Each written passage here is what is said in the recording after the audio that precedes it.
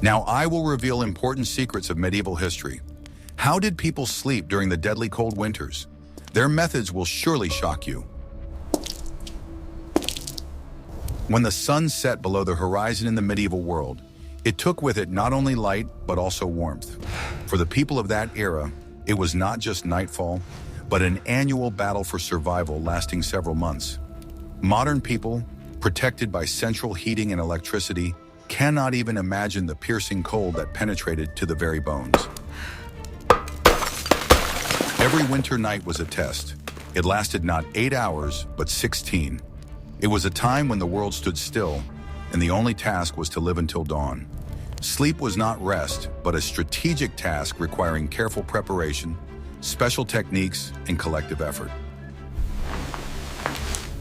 They didn't just go to bed.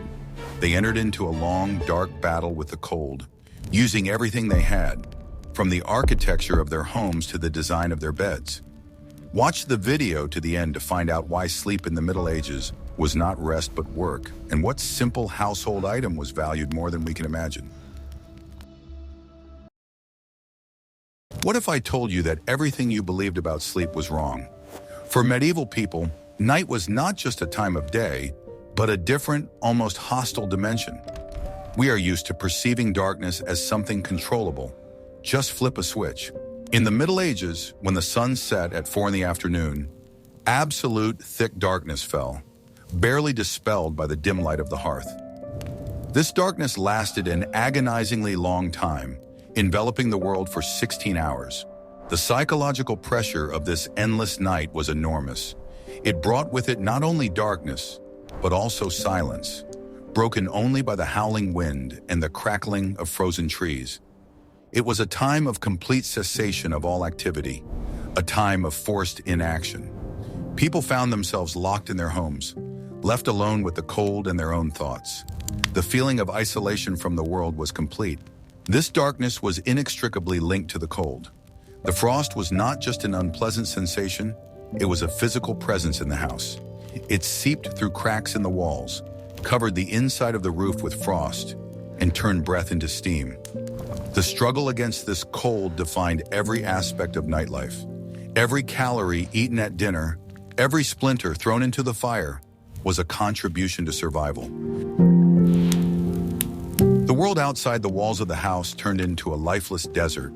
The frozen ground, covered with snow, reflected the dim moonlight, creating ghostly landscapes. Nothing moved. Any venture outside was fraught with enormous risk. The night belonged entirely to winter, and man could only take refuge in his fragile shelter, hoping it would last until morning. Inside the dwelling, life was reduced to a tiny spot of light and warmth.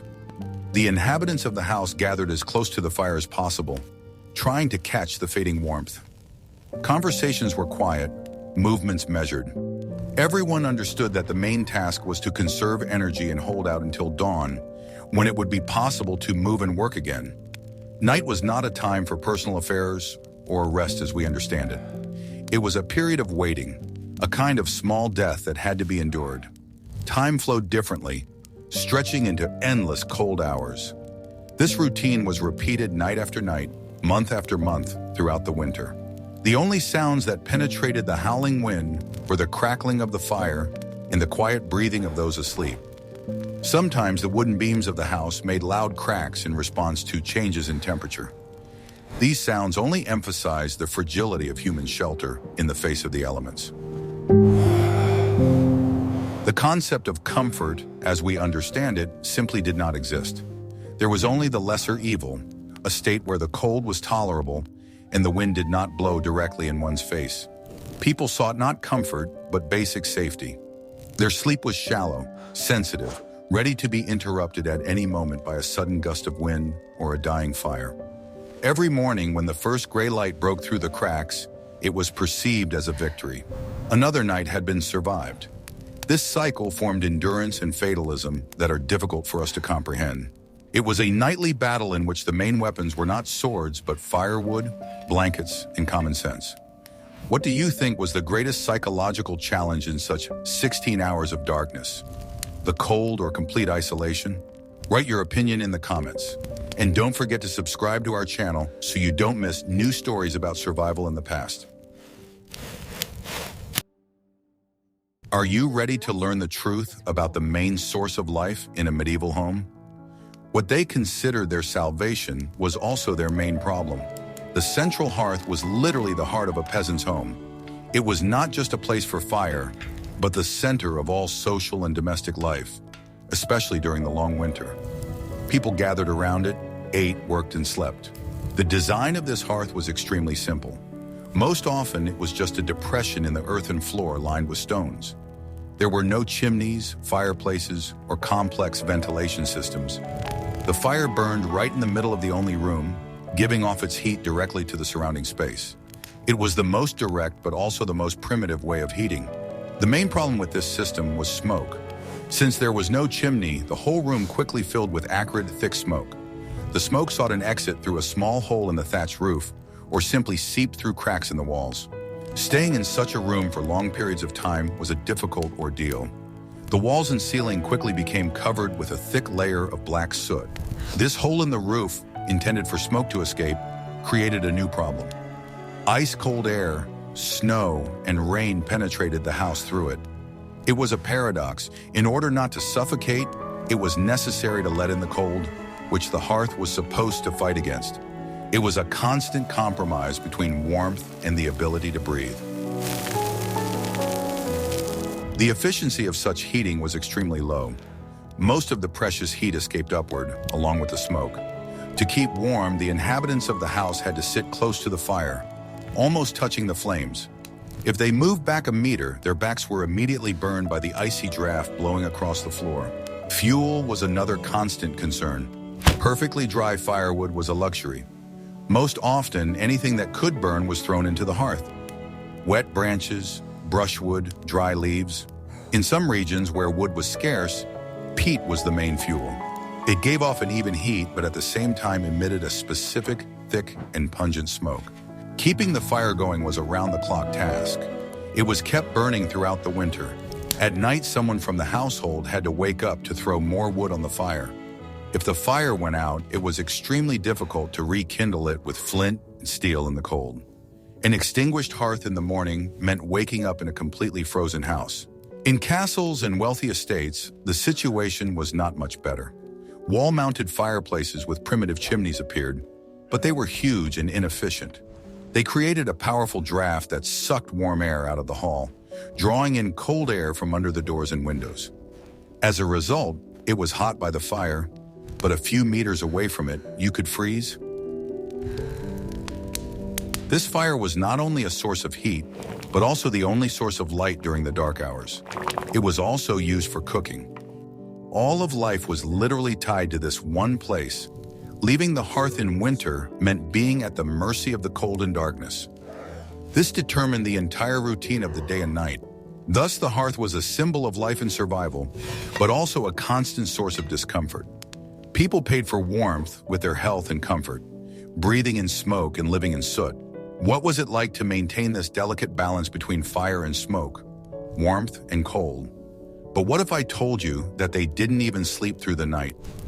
In the next chapter, we will reveal the secret of their intermittent sleep. I will reveal the most closely guarded secret of medieval life. The way these people slept will completely change your idea of rest. We are used to the idea of monophasic sleep, going to bed at night and waking up in the morning. In the Middle Ages, however, the norm was completely different. Biphasic or segmented sleep. People slept in two separate blocks, separated by a period of wakefulness. This phenomenon, known to historians as first sleep, hors d'oeuvre, and second sleep, was not an aberration but a common practice. A typical routine looked like this. People went to bed shortly after sunset, around 8 or 9 in the evening. They slept until midnight or 1 in the morning and then woke up. This first period of sleep was called the first sleep. The period of wakefulness between the two sleeps lasted about an hour or two, and it was not insomnia. People did not lie in bed, tossing and turning and trying to fall asleep. They got up and did various things. It was a quiet, secluded time in the middle of a long winter night when there was no need for hard work. So what did they do during this midnight hour? One of the most important tasks was keeping the fire going. The head of the household or one of his assistants would get up to throw wood on the fire.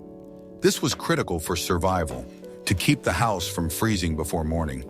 It was also an opportunity to check that everything was in order in the dwelling. This time was also used for quiet household chores.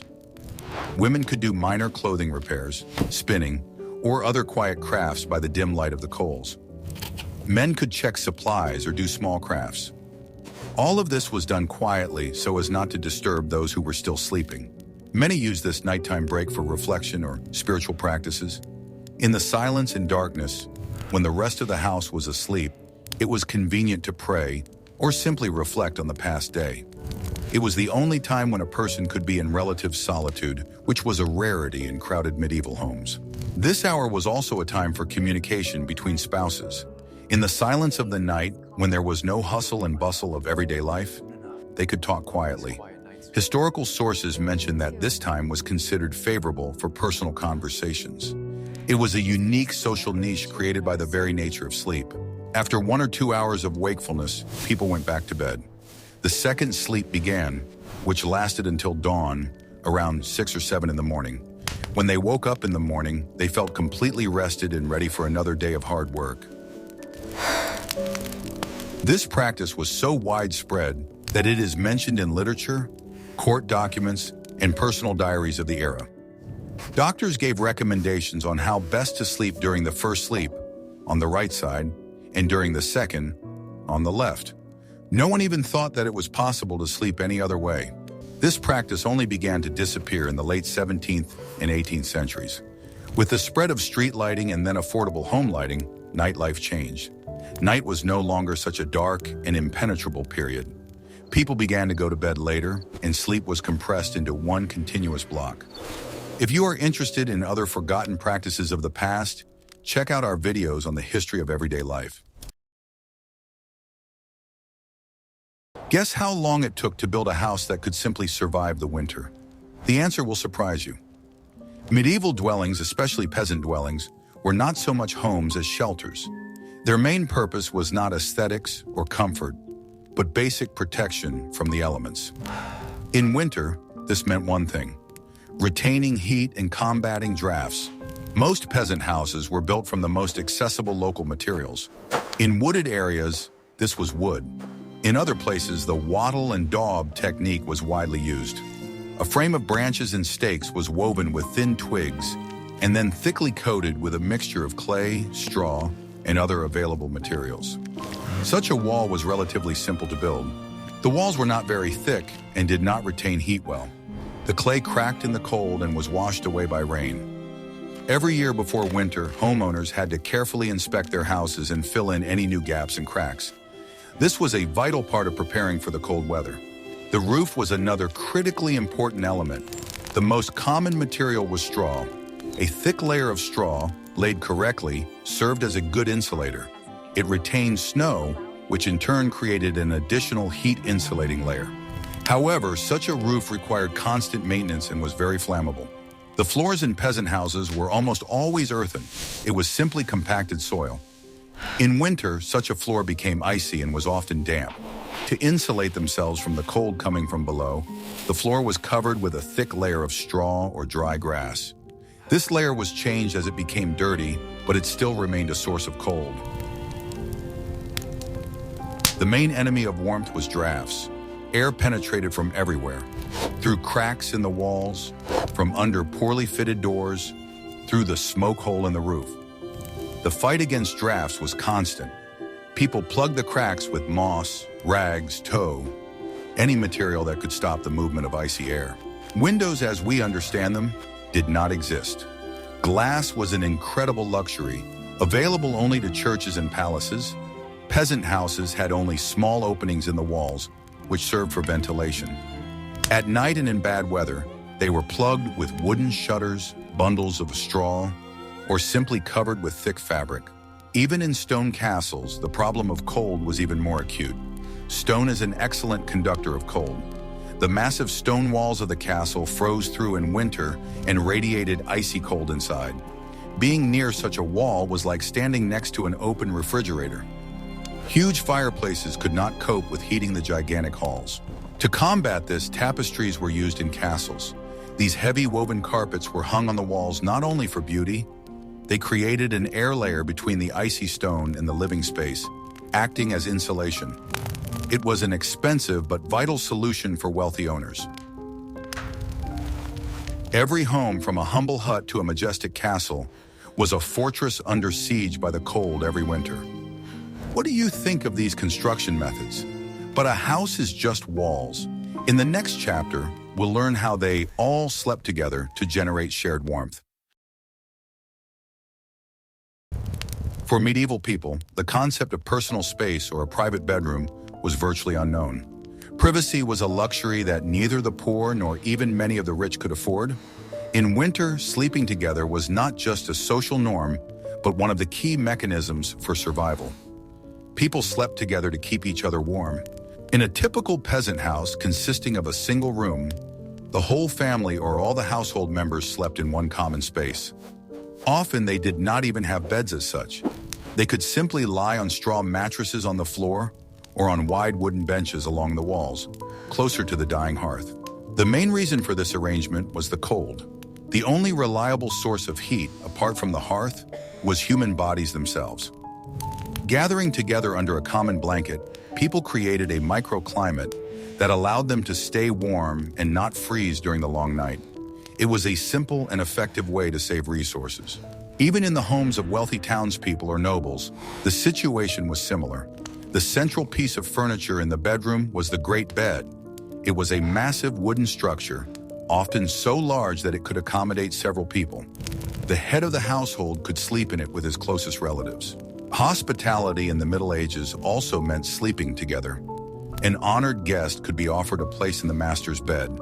This was considered a sign of respect and trust. It would be rude to refuse.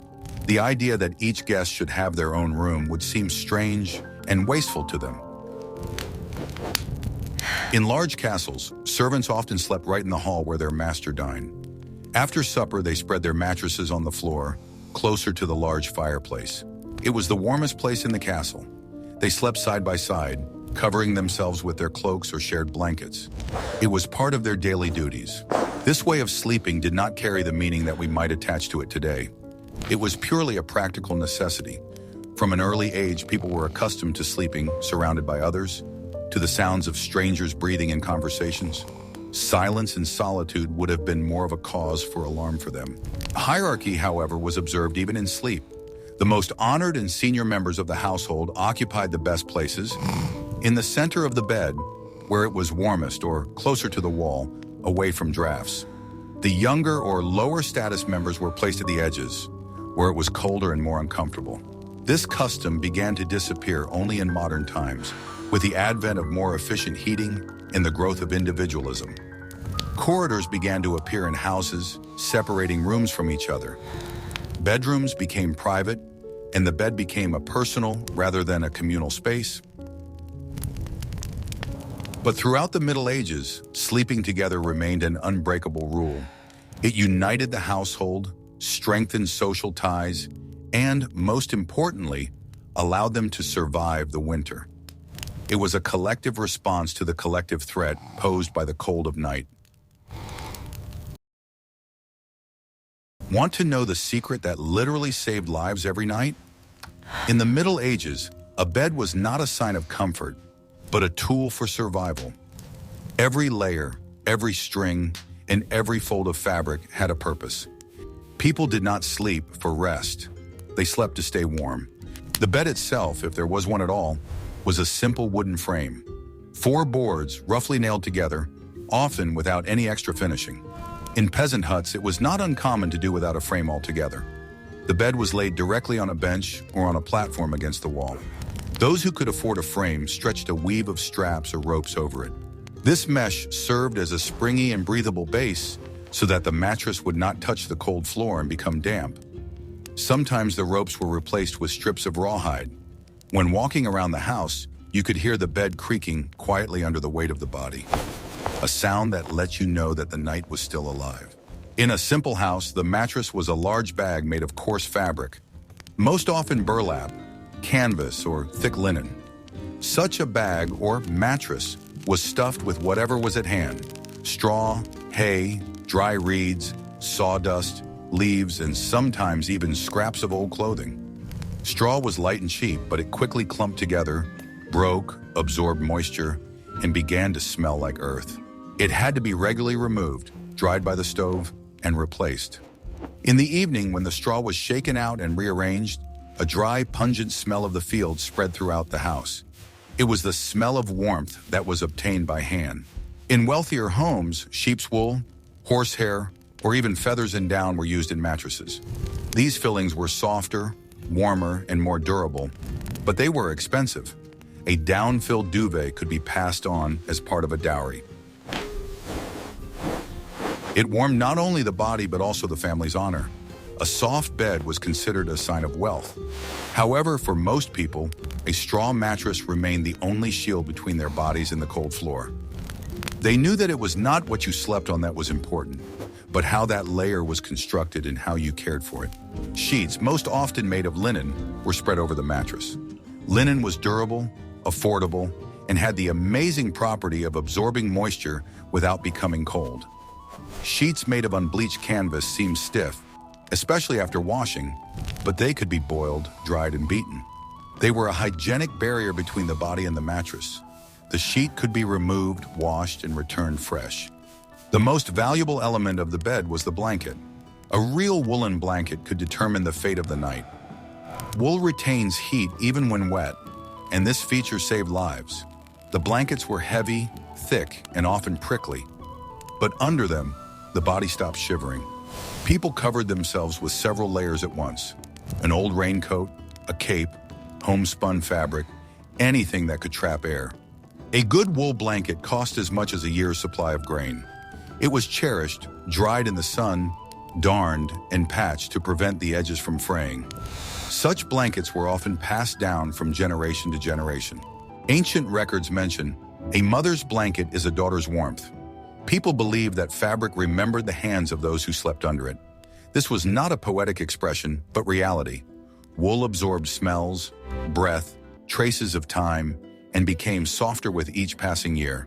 In wealthy homes, the bed was complemented by another layer of protection: a canopy. 4 posts at the corners supported not only the canopy, but also heavy curtains. We perceive them as decoration, but back then it was an engineering calculation. Curtains made of thick wool, velvet, or even felt were lowered completely at night. A small enclosed space was formed inside, where the breath of the sleepers quickly warmed the air. This is how the box bed was born, a quiet refuge in a huge stone world. There you could breathe without steam, sleep without cramps, whisper, and hear the wood crack. 2 or 3 people would often climb into such beds, not out of love, but for warmth. The human body was the most reliable source of energy. Even a child warmed an adult better than any hearth. In the large halls of castles, where drafts swept across the floor and the walls breathed with stone coolness, the box bed became a salvation. It was a personal microclimate, a room within a room, where the night lost its teeth. Inside, it was possible to survive even in severe frost, when there was ice in the bucket by the door. And yet the question remained: what did people wear when they lay down in these improvised capsules of warmth? How did clothing interact with the bed? And why could a single layer of fabric determine the fate of sleep? We will discuss this in the next chapter, where we will examine medieval nightwear, from simple linen shirts to multi-layered sleeping armor that helped the body retain heat until dawn. There is a common belief that people slept without any clothes in the Middle Ages. This practice was indeed widespread, especially in the warmer months. However, the harsh winter made adjustments. Going to bed without clothes in a freezing house, when the temperature inside was barely different from the temperature outside, would be a sure way not to wake up. The vast majority of ordinary people did not have special clothes for sleeping. They slept in the same clothes they wore during the day. The basis of any person's wardrobe, from peasant to nobleman, was a long linen shirt or camisole. It served as underwear, daytime clothing, and a nightgown. This shirt usually reached the knees or mid-calf. The linen from which it was sewn was a durable material that absorbed sweat well and was easier to wash than outer clothing. In the evening, when going to bed, a person simply took off their woolen tunic and pants, remaining in this long shirt. On particularly cold nights, people did not take off their outer clothing. They could sleep wrapped in their cloaks or even without taking off their daytime woolen tunics. Every layer of fabric counted. Taking off clothes meant losing the precious heat accumulated by the body during the day. Therefore, the principle of layering was observed at night as well. A very important detail of the night wardrobe was the nightcap. We are used to seeing it in films as something comical, but it was one of the most important elements of survival. A huge amount of heat is lost through the head. A simple cap made of linen or wool helped to retain this heat and protect it against drafts. Caps were worn by everyone. Men and women, rich and poor, they could be simple, triangular in shape, or have a more complex cut. Their main purpose was to fit snugly around the head. Waking up in the morning without such a cap in a freezing room was extremely unpleasant. In the more affluent classes of society, starting in the late Middle Ages, a special night shirt began to appear. It differed from the daytime shirt in that it was made of thinner and more expensive fabric, sometimes even decorated with embroidery. But in essence, it was the same long shirt, only intended exclusively for sleeping. People also wore shoes to sleep. In particularly cold houses or when traveling, it was possible to sleep in woolen stockings or even soft shoes.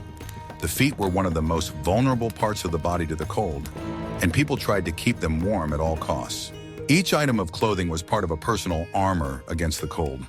People used their wardrobes as a system of insulation. The more layers, the higher the chances of getting through the night comfortably. It was a practical and logical approach dictated by harsh necessity. Thus, the nighttime wardrobe of a medieval person was a direct continuation of their daytime wardrobe. The line between work clothes and sleepwear was very blurred. The main criterion was functionality, and in winter, the only function was thermal insulation. The 16-hour winter night was not just cold, it was thick and viscous, as if darkness itself had weight. After sunset, the world around seemed to disappear, leaving only breathing, rare sounds, and the crackling of coals. By midnight, the flames in the hearth had died down to a barely noticeable smolder, and the house was filled with twilight calm. In such light, it was impossible to repair, write, or spin. Any activity required a second sun, artificial fire, which was difficult to obtain and expensive. Light was not just a convenience, it was a strategic resource. It was lit not for comfort, but for work. The simplest and most common source of light was a splinter, a thin piece of dry wood, usually pine or birch. Pine produced a brighter but smokier flame. Birch burned cleaner but faster. Splinters were dried in advance and stored in bundles by the stove. Before use, they were trimmed with a knife, making the end thinner so that the flame would catch more easily. One splinter was stuck into a crack in the wall or into a special holder, a wick holder forged from iron. The wick holder was placed closer to the hearth at eye level so that the glare fell on the hands but did not hit the face. The splinter burned for several minutes and had to be watched the whole time. It smoked, dripped resin, crackled, and the flame could go out at any moment. It was watched over like a living creature. When the splinter burned out, it was replaced with another, carefully inserting a fresh splinter into the holder. There was always a trough of water or sand under the light to protect against fire. Every ember could turn into a disaster. Even the smell of burning wood was a warning, and children learned to understand the danger from it. The light from the splinter was dim, uneven, and flickering. Shadows danced on the walls, making objects appear twice as large. People saw not so much the objects themselves as the movement between them. Their eyes grew accustomed to this constant flickering. Therefore, night work required patience. A woman mending clothes would make one stitch at a time, waiting for the glimmer to illuminate the thread again. A more convenient but no less troublesome source of light was a tallow candle. It was made from melted fat, usually beef or mutton. The fat was melted, strained, poured into molds, and a wick made of twisted threads was inserted. These candles burned dimly but were portable. They were placed in simple candlesticks or clay saucers, where the melted fat collected. Such light accompanied dinner, children's games, and evening prayers. but it had to be watched over no less than the fire in the hearth. The tallow candle smoked and gave off the smell of burnt meat, which mixed with the smoke. To keep it burning evenly, the wick had to be constantly trimmed with tongs. If this was not done, a charcoal ball would form at the end, and the flame would begin to smoke. Caring for a candle was an art that not everyone mastered. Sometimes wealthy households employed a servant whose sole responsibility was to tend to the lighting. A wax candle was another universe. Its flame was even, clean, and golden. It produced almost no smoke and filled the air with a soft, sweet smell. But only temples, monasteries, and the nobility could afford such luxury. Beeswax was rare and expensive, and each candle was considered a treasure. In monasteries, entries in the chronicles were made by wax light as a symbol of truth. Among the nobility, candles burned during meals and ceremonies, but even there they were lit not for beauty, but out of necessity. When the guests left, the light was extinguished with a single movement of tongs. Thus began the night of darkness. For ordinary people, wax was unattainable. Their evenings were lit by torches, hearths, and memory. After sunset, the house turned into an island of semi-darkness. People learned to move around almost by touch, sound, and smell. They knew where the bench stood, where the blanket hung, where half of the board creaked. Sometimes lanterns were used to move around the streets. These were small boxes made of wood or metal, with windows made of horn or oiled cloth.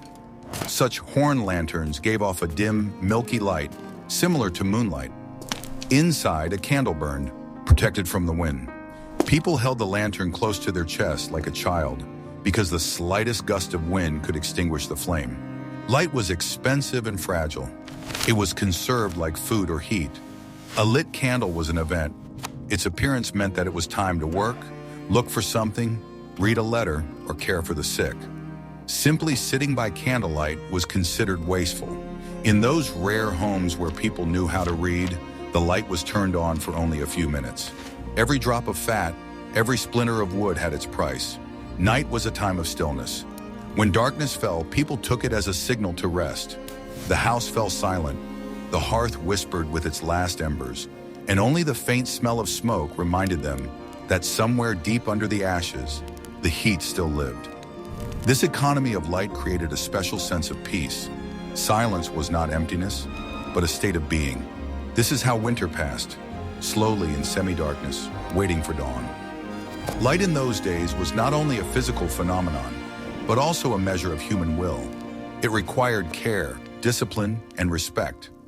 And perhaps that is why, in the darkness, people thought more deeply, moved more cautiously, and valued every ray of light as we value a whole day today. Survival during the long, cold winter was determined not in winter, but in autumn. Success or failure depended on how well the household had prepared for the months of darkness and cold. Two resources were absolutely critical: fuel for the hearth and food for the inhabitants of the house. The quantity and quality of these resources determined whether the family would survive the winter. Preparing firewood was one of the most labor-intensive autumn tasks. A huge amount of wood was needed to keep the fire burning in the hearth for 5 or 6 cold months. The wood had to be not only chopped, but also dried. Dry wood burns hotter and produces less smoke than wet wood. This was easier in wooded areas. But even there, the rights to collect fallen trees or cut down trees were strictly regulated by the feudal lord. In treeless areas, such as Scotland or Iceland, the situation was even more difficult. There, peat became the main fuel. It was cut in the summer and dried in the wind so that by winter it would be solid and burn well. Fuel was stored with great care. Firewood was stacked in piles under a canopy to protect it from rain and snow. Sometimes part of the supply was brought directly into the house so that the wood would be dry and always at hand. Losing fuel supplies due to dampness was a disaster. The second pillar of survival was food. The entire harvest gathered in the fall had to feed people until the new spring. The basis of the diet was grain: wheat, rye, and barley. It was stored in a dry place in chests or sacks, protected from moisture. Grain was used to bake bread and cook porridge and soups, the main food of winter. Vegetables were also stored for future use. Cabbage was pickled, turnips and carrots were stored in cellars or simply in pits covered with sand. Legumes such as peas and beans were dried. These reserves were a source of essential vitamins at a time when fresh greens were not available. Meat products were preserved with salt and smoke. Meat was salted in barrels or smoked in chimneys.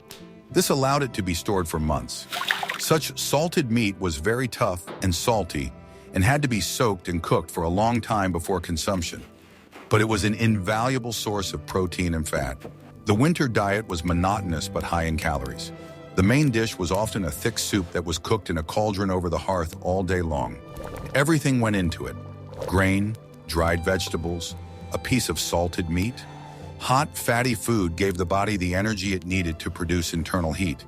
A hearty dinner was an important part of preparing for bed. Going to bed hungry in winter was dangerous.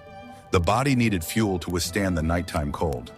Hot drinks, such as warm ale or spiced cider, also helped to warm up before bed. If food or fuel supplies ran low before spring arrived, famine set in. The winter months, especially February and March, were the hardest. Survival depended entirely on the foresight of autumn. Every bundle of firewood, every sack of grain was a guarantee of life. Waking up in a medieval house in winter was abrupt and unpleasant. It came long before dawn, at the coldest hour of the night. The first sensation was the icy cold that penetrated the blankets. By morning, the hearth had almost always died out, turning into a pile of barely smoldering coals, and the house was completely frozen. The first and most important task was to immediately light a fire. This was not easy. It was necessary to find a smoldering ember in the ashes and fan it, adding dry kindling, moss, wood chips, or a bundle of straw. If the coals had gone out completely, it was necessary to strike a spark with flint, a tinder box, and tinder.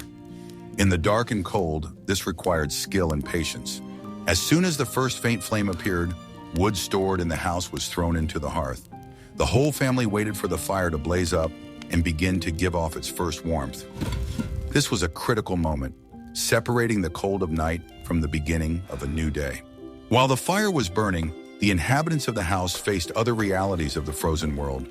The water in the wooden bucket, standing in the corner, was covered with a thick crust of ice overnight. To wash or draw water for the kettle, this ice had to be broken. Sometimes the water froze to the bottom. The clothes they took off at night became stiff and icy. Putting them on was a real challenge. Wool and linen fabrics absorbed moisture and felt damp and cold. People dressed quickly, trying to get as close to the blazing fire as possible. There was frost on the walls inside the house. People's breath condensed on the cold surfaces and froze, creating icy patterns. Any metal object touched with bare hands burned with cold. The atmosphere in the house was damp and chilly. The first thing they did was put a pot of water or yesterday's soup on the fire. Hot food and drink were necessary to quickly regain strength and warm up from the inside. Breakfast was simple: reheated leftovers from dinner and a piece of bread, but it provided energy for the day ahead. In castles and wealthy homes, waking up was a little more comfortable, but only for the owners. Servants got up in complete darkness and cold. Their first task was to light the fireplaces in all the living quarters. They brought in firewood, raked out the ashes, and worked with flint and tinder, so that by the time their masters woke up, there would be at least some semblance of warmth in the rooms. As soon as the gray dawn light began to seep through the cracks, life gradually returned. The short winter day was entirely devoted to work. It was necessary to finish all the household chores and prepare fuel for the coming night. Every morning was a small victory. The night, full of cold and darkness, had been survived. The cycle of survival continued. This daily struggle, repeated year after year, forged incredible resilience and an ability to appreciate the simplest things: fire, food, and the first rays of the morning sun. We see that sleep in the Middle Ages was not passive rest, but an active and complex process of survival. It was a nightly strategy consisting of many elements: an open hearth, segmented sleep, shared beds, layered clothing, and dwelling architecture were all parts of a unified system designed to combat the relentless nighttime cold. These people lived in a world that is difficult for modern humans to imagine. They faced the elements with only the most basic technologies, their own ingenuity, and their strength of spirit. Every winter night they survived was proof of their incredible resilience and ability to adapt. What other aspects of medieval life hidden from view would you like to explore? Perhaps you are interested in their daily food, hygiene methods, or how they treated themselves? Suggest topics for future videos that you would like to see on our channel in the comments. And don't forget to subscribe so you don't miss new dives into history. I'll take 3 of those jugs.